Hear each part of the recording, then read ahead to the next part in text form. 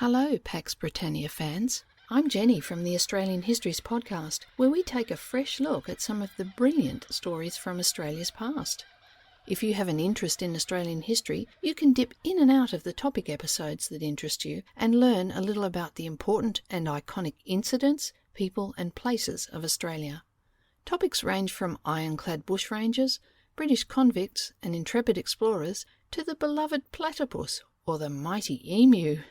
Ponder the construction of the Sydney Harbour Bridge, the massive dingo and rabbit-proof fences, or consider the Eureka Rebellion. If you can cope with my Aussie accent, I'm sure you'll find something that'll pique your interest. Have a look at the episodes available at australianhistoriespodcast.com.au. That's history spelt with IES. Thanks for the opportunity to chat to your audience, Samuel. Cheers, everyone.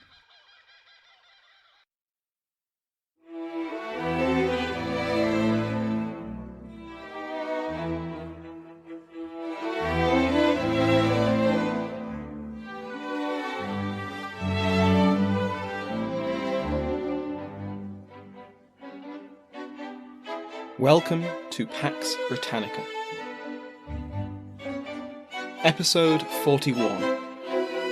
Murder on the Saltwater Frontier.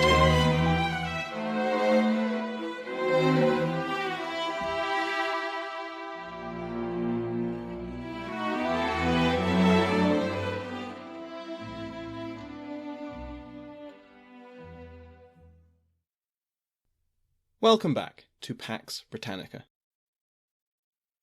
Last time we saw the settlement of Providence Island in the Caribbean, intended as a forward outpost of Protestantism in the war with the Antichrist of Spain. We also covered the splitting of the colony of Massachusetts Bay, as those colonists with views unacceptable to the colonial leadership were forcibly exiled.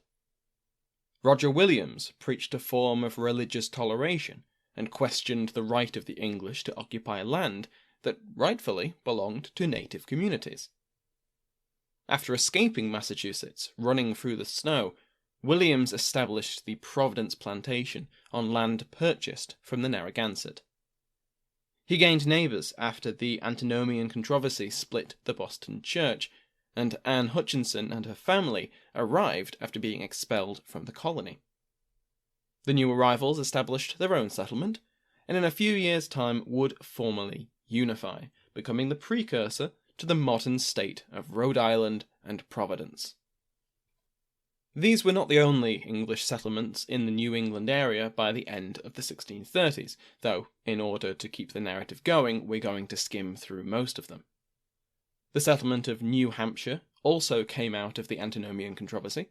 John Wheelwright had also been exiled for his teachings, and together with his party established Exeter, on terms quite similar to the Mayflower Compact.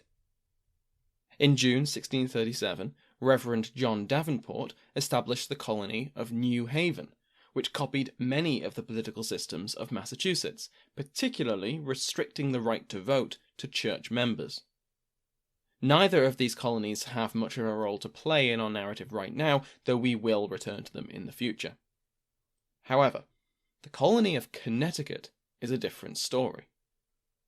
In May 1636, influential preacher Thomas Hooker led a party out of Newtown and settled at Sukiag on the Connecticut River. That was what the indigenous people in the region called it, though they probably didn't pronounce it like I just did. The English renamed it to Hartford. So, why did Hooker leave Massachusetts?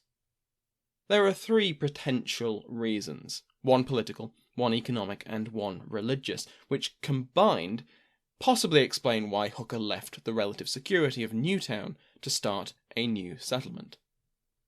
Politically, while Thomas Hooker was no friend of Roger Williams and had argued against the defacement of the English flag in Plymouth, nevertheless Hooker was appalled by the seemingly arbitrary actions of the General Court.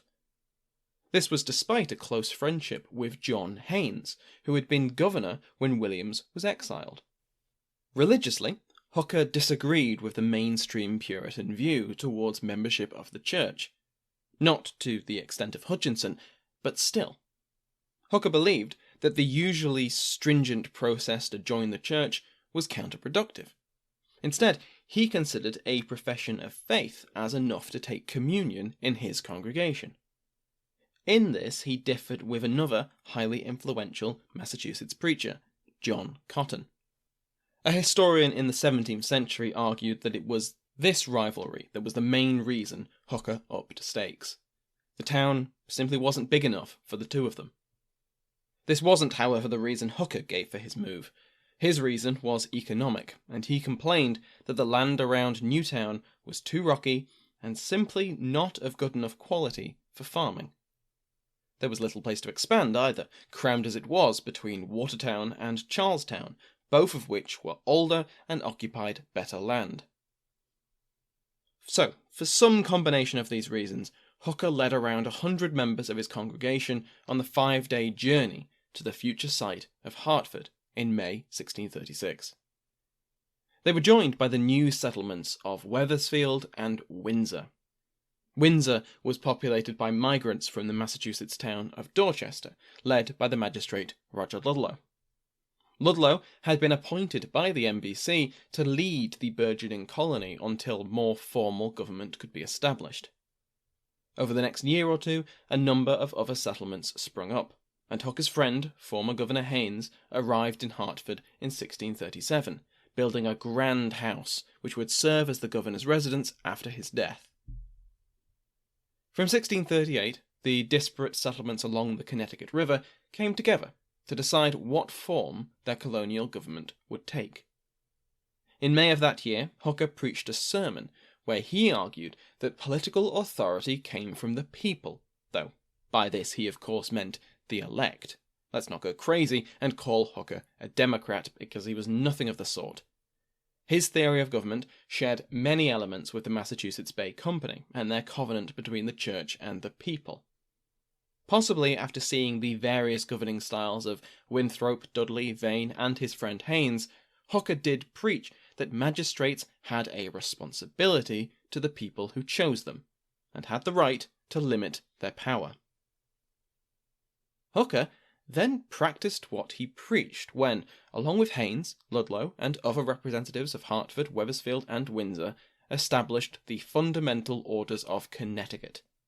The Fundamental Orders compete with the Mayflower Compact for the title of earliest political constitution in America. Now, obviously, the Compact was several years older than the Orders, but the Orders establish much greater liberty for the citizens of the colony. So it's debatable where the Fundamental Orders sit in America's constitutional heritage. The Orders established a general court of 4 deputies from each town, 6 assistants, and a governor. So far, so expected. The governor and his assistants would be elected by the freemen, who were expected to be church members. Okay, also fairly par for the course, even if Hooker had opened the membership up to more people. Where the Orders began to differ was in the election of the deputies. For this, the franchise was opened up to any man living in a town. They also acknowledged that the assistants had different responsibilities to the deputies, and allowed the deputies to meet without the assistants if need be. After the overbearing government of Winthrop, the Orders also made it a condition that the General Court had to meet every April and September, and allowed the deputies to convene the General Court in the event that the governor refused to do so. John Haynes was duly elected governor, and he would alternate in this position with Edward Hopkins each year. The Orders also prevented governors from serving consecutive terms, which was surely another reaction to the framers' experience in the MBC. Then we have the Saybrook Colony, which had been established at the mouth of the Connecticut River by John Winthrop Jr. in 1635. The Saybrook Colony was named in honour of 2 of its sponsors, Viscount Say and Seal and Baron Brooke. In fact, Saybrook Colony shared many of the patrons of the Providence Island Company, including parliamentarian John Pym. Winthrop Jr. was employed as governor and instructed to begin work on the settlement, which he duly did after his arrival in New England in 1635. He stayed in that colony while a fort was constructed at the mouth of the river, with Lieutenant Lyon Gardner in command. Winthrop Jr. was an assistant in the General Court during the Antinomian controversy, though he didn't sit in judgment of the accused. Saybrook Colony was apparently intended for its namesakes, though the Puritan lords hadn't completed their arrangements when the domestic situation rapidly changed. In the end, neither Viscount Saye-and-Seal nor Baron Brooke would migrate to the New World. Saybrook Colony would eventually merge with the larger Connecticut colony in 1644, though not before Saybrook played its role in a war which solidified English control over New England. Before we go any further, it's worth a moment on nomenclature. As always, I will use terms such as Native American, American Indian, Indigenous people, etc. fairly interchangeably. This is for a few reasons, and I'll paraphrase myself from last year. My understanding is that there is no consensus on exactly what term is correct. I thought Native American was the most acceptable, a replacement to an antiquated and inaccurate American Indian. But then I found out that not all Native Americans acknowledge the term, either because it is seen as yet another label imposed on them by outsiders, or because American Indian has been embraced after centuries of use. Likewise, many historians still use American Indian, or use it interchangeably with other terms like Amerindian. That's only referring to the modern United States. In Canada, there is a whole other controversy, with First Nations, Aboriginals, Inuit, as well as Indians. Add into that mix the names of individual tribes and confederations and nations, and their translation and adoption by the colonists, with all of the errors and generalizations that you would expect from those sources, and it's a nightmare. So yes, I hope that explains why I use the words I use. The outbreak of the Pequot War had its roots in both European colonial ambition and indigenous rivalry. The Pequots were a large polity situated largely along the Thames River. They seem to have been relatively new to that specific region, though they had been local players for quite some time. Their rivalry with the Narragansetts appears to have been generations old. The Pequots held the fealty of multiple smaller groups, including the Niantic and the Mohegan, and as I just mentioned, they were rivals of the Narragansett. Though this rivalry was old, it had taken on a new dimension in recent years. With the arrival of the English and the Dutch, as well as other Europeans, the fur trade became the most lucrative business in the region, and in the 1630s, the Pequot and the Narragansett were locked in a war for control of the most important route for this trade, the Connecticut River. The river stretches from the modern US-Canada border and empties into the Long Island Sound. None of the powers in the region, be they Narragansett or Pequot, English or Dutch, were blind to the value of this river. As Andrew Lipman explains in his article, Murder on the Saltwater Frontier, the name of which I have shamelessly adopted for this episode because it's just so good, this was a region of intertwined interests, connected by the water and those who sailed it, indigenous and European. The native peoples fought to be the dominant seller to the Europeans, while the Europeans competed to be their market. A scouting party of English had been threatened by a Dutch force, though it hadn't come to violence, not yet at least. So we have, at a minimum, a four-way contest for control of this valuable territory, based on control of the rivers and of the sea. Enter this volatile situation, like a particularly drunken, violent bull in a china shop, one John Stone. Lipman describes John Stone as notoriously unscrupulous. His final voyage was notably not out of character.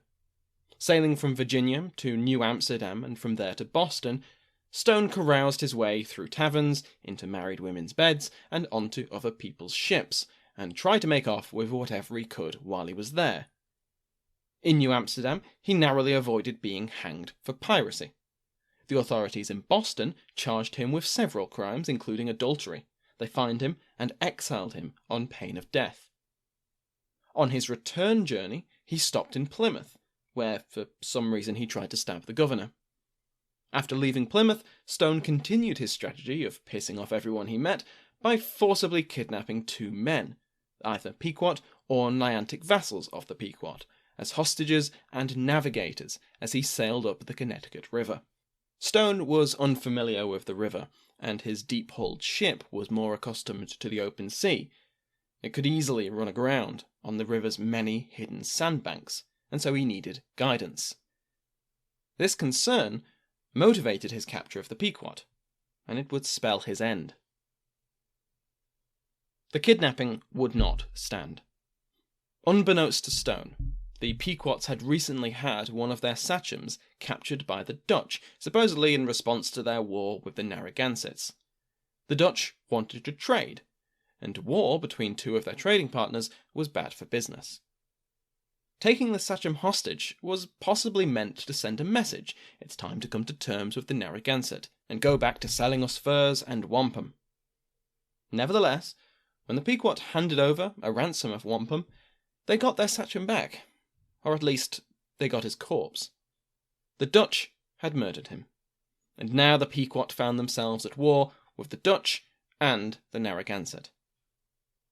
This was the context that Stone, with his misbegotten plan, either wasn't aware of or simply ignored. The Pequot had just had one of their people kidnapped by Europeans, and playing nice had just led to his murder. Now, it had happened again. They were done playing nice. The Pequot and their allies/vassals, the Niantics, followed Stone's ship up the river until night fell. Then, Stone anchored, while some of his crew foraged for supplies and furs. Stone himself went to bed. Now the Indians struck. The men on shore were slaughtered in the darkness, and the Pequot warriors climbed aboard Stone's vessel. The sleeping Stone was butchered with his own hatchet, while his remaining crew were killed and their captives rescued. To cap off the drama of this raid, as the Pequot were leaving, a store of gunpowder was ignited, possibly accidentally.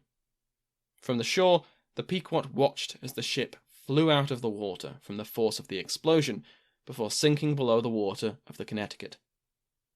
I'll quote from Lipman's Murder on the Saltwater Frontier just because I love his summary of Stone's death. He was a reckless intruder, a Virginian whose final voyage up the Connecticut was the last episode of an epic, booze-soaked rampage up and down the eastern seaboard. Months before Pequots bludgeoned him to death, Stone had narrowly escaped being hanged for his drunken attempt at piracy in Manhattan, and for his drunken attempt at adultery in Boston, and both the Dutch and the English had banished him from their ports. The obvious question lingering about Stone's death is not, why did the Pequots kill him? But rather, why had a wronged sea captain, an almost cuckolded husband, or a colonial executioner failed to kill the rogue first? The Pequot would later claim that they believed that Stone was a Dutchman, and so his death was meant as revenge for the murder of their sachem. Even when this error was made clear that they had killed Englishmen, they still justified Stone's murder due to his kidnapping of the 2 Pequot. And this wasn't an indefensible act, and indeed Stone's unpopularity meant that many of the people in Massachusetts and Plymouth, presumably the people he swindled, stole from, or tried to stab, praised God for his providence in disposing of such a bad Christian. Nevertheless, he was still an Englishman, and his murder and the deaths of his crew were a bad portent for those who saw how precarious the English settlements were. The indigenous peoples around New England were still recovering in population after the devastating plagues of the previous decades, but they were recovering. This is only 1634, only a few years into the Great Migration. While the English populated New England in their thousands, a pan-Indian alliance against them would outnumber the English and would pose an existential threat. So despite many of them personally praising God for smiting the degenerate Stone, Massachusetts as a colony demanded recompense for the killings when a delegation from the Pequot arrived in Boston. Winthrop wrote in his diary of the diplomatic mission from the Pequots, which arrived in Boston with a gift of wampum and beaver furs, and offering to establish trade links with Massachusetts, as well as inviting English settlement in Connecticut to act as a counterweight to the Dutch and the Narragansett. Winthrop described the meeting thus. The deputy brought them to Boston, where most of the assistants were assembled by occasion of the lecture, who, calling to them some of the ministers, grew to this treaty with them, that we were willing to have friendship, but because they had killed some Englishmen, viz. Captain Stone, they must first deliver up those who were guilty of his death. They answered that the sachem, who then lived, was slain by the Dutch, and all the men who were guilty were dead of the pox, except 2, and that if they were worthy of death, they would move their sachem to have them delivered. Winthrop goes on to explain how an agreement was reached whereby the 2 surviving men who had killed Stone would be handed over, when requested, territory in Connecticut would be yielded to the English for settlement, and Massachusetts would receive 400 fathom of wampum, 40 beaver skins, and 30 otter skins. In return, the English would trade with the Pequot and remain friendly to them. While the Pequot ambassadors were in Boston, a cohort of Narragansett arrived to, as Winthrop describes it, kill the Pequot. The English duly mediated between the 2 sides and convinced the Narragansetts to let the ambassadors leave.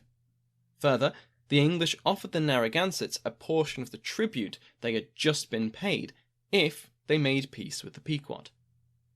Winthrop explains that the Pequot could not offer the Narragansett the tribute themselves without dishonour, but the English could act as suitable middlemen. Acting in this role, the English acted as mediators between the 2 indigenous nations, and helped bring about a peace between them. Bad blood still remained, and the underlying causes of the conflict, access to trade routes and to markets, were still there. The Pequots also did not hand over the 2 surviving men from the Stone raid, though Massachusetts didn't push too hard on that point right now. With peace and the agreement of the Pequot, land along the Connecticut River now became the destination of those willing to resettle from Massachusetts, as we talked about earlier in the episode.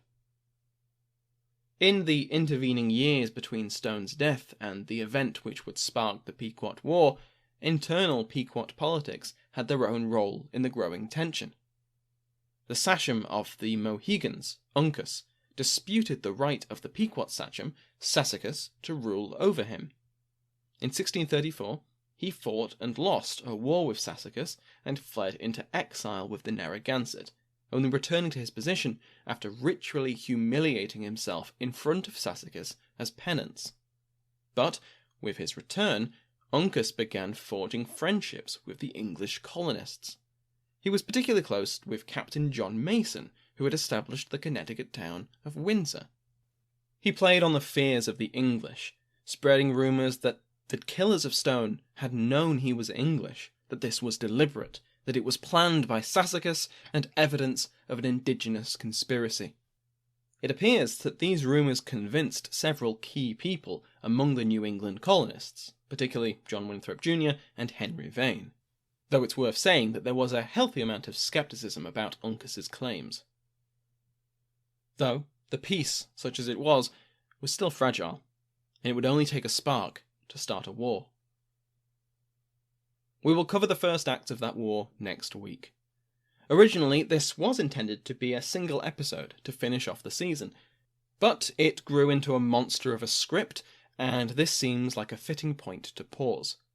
And yes, I said season. If you follow the show on Twitter, @BritannicaPax, you might have seen my tweet about this. Essentially, when we begin the Wars of the Three Kingdoms, we will begin a new season. This won't affect the narrative, and it shouldn't affect anyone's podcast app. Long-time listeners won't see any difference, but newer listeners will have an easier time picking a starting point if they don't want to listen to the early Stuart years. In other news, I'm happy to say that the website, paxbritannica.info, has had a facelift. Thanks to my House of Lords, I was able to put some more money into it, and I think it looks a lot cleaner. My new premium theme has the capacity for adding logging in and for merchandise, both of which I'm looking into, so watch this space. Speaking of my House of Lords, thank you to the King's favourite, Andrew Shoemaker, the Royal Headsman, executed today, the Duchess of Devon, Michelle Gersich, the Duke of Clarence, Rory Martin, the Duke of Ormond, Brendan Bonner, the Marchioness of Scullion, Lady Jennifer, the Marquess of Hereford, Christopher Remo, and the Marquess of Queensberry, Brent Sitz. Joining their ranks is the Right Honourable Countess of Exeter, Sonia Mayer, Peter, Viscount Sean, and the Viscount Herbie Burby. You can join their ranks and receive an ad-free RSS feed by going to patreon.com/Pax Britannica. Thanks to Jenny from the Australian Histories podcast for introducing today's episode. You can find her show at australianhistoriespodcast.com.au or wherever you listen to Pax Britannica. Thanks to Sounds Like an Earful for the interval music used in today's episode, to my entire House of Lords, and to you for listening.